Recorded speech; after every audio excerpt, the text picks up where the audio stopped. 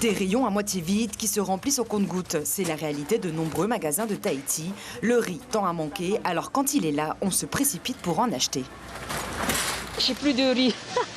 Alors je suis passée chez les fournisseurs, il n'y en a pas, et donc je suis passée pour chercher du riz. Et vous savez qu'il y a une pénurie? Non, je ne savais pas du tout. J'ai une roulotte, et comme j'ai entendu parler qu'on n'a plus de riz, ben c'est pour ça que je ramasse.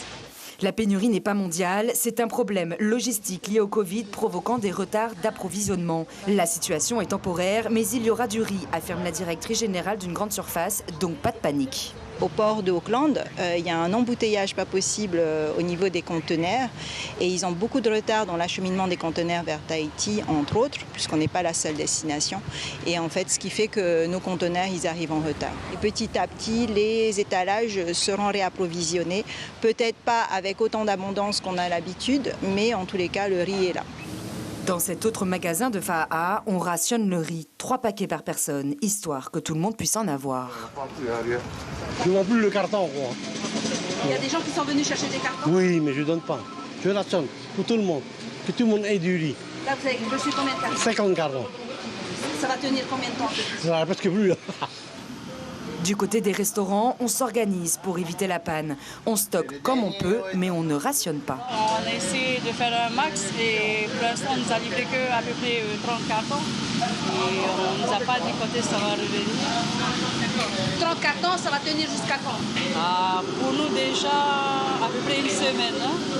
Il n'y a pas de riz, on n'y peut rien. Je ne sais pas comment on va faire. S'il faut convoquer du chômage, on va y aller. En attendant que les choses reviennent à la normale, pourquoi pas revenir aux fondamentaux? Taro et Uru font de très bons féculents. Ayata Tarha, vous êtes avec nous. Le taro et le uru, c'est bon, mais le riz reste quand même un aliment privilégié par les Polynésiens. Un aliment de base, nous venons de le voir dans ce reportage. Difficile de s'en passer, on le mange à toutes les sauces. Voici quelques exemples de plats que les Polynésiens consomment beaucoup. Du riz avec du chomen, avec du poisson cru, l'indétrônable poulet petit pois ou bien encore le fameux ma'atinto avec du riz toujours. Et puisque nous sommes de gros consommateurs de riz.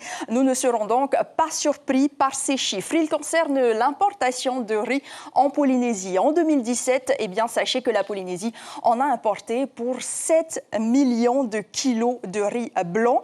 C'est celui-là qui a la cote auprès des consommateurs polynésiens puisque produit PPN. L'année dernière, plus de 7 500 kilos de riz blanc ont été importés. Ça, c'est donc pour le riz blanc.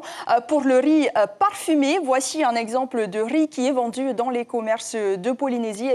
Il y a 4 ans, la Polynésie en a importé pour plus de 2 millions. Un riz qui n'est pas très consommé puisque un petit peu plus cher.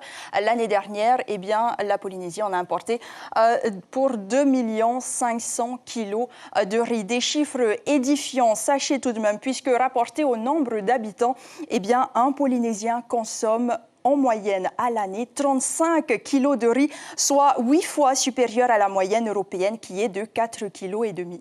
Ces importations ont aussi un coût. Évidemment, puisqu'il faut de l'argent pour importer du riz, évidemment. Pour le riz blanc, par exemple, c'est de l'argent qui sort du territoire. En 2020, il a fallu 700 millions de francs pour importer la quantité de riz blanc. Et pour ce qui est du riz parfumé, il a coûté plus de 300 millions de francs. Qui sont les principaux pays fournisseurs? Sans surprise, ce sont les pays d'Asie, avec en tête ici la Thaïlande. Vous le voyez sur ce camembert qui s'accapare 52% du marché. Et puis vient ensuite le Vietnam et le troisième pays qui complète le classement un peu plus surprenant, c'est le Cambodge. En tous les cas, la Polynésie se fournit en riz dans 7 pays du monde, Chiquita. Merci pour cet éclairage, Ayata Tarhaou.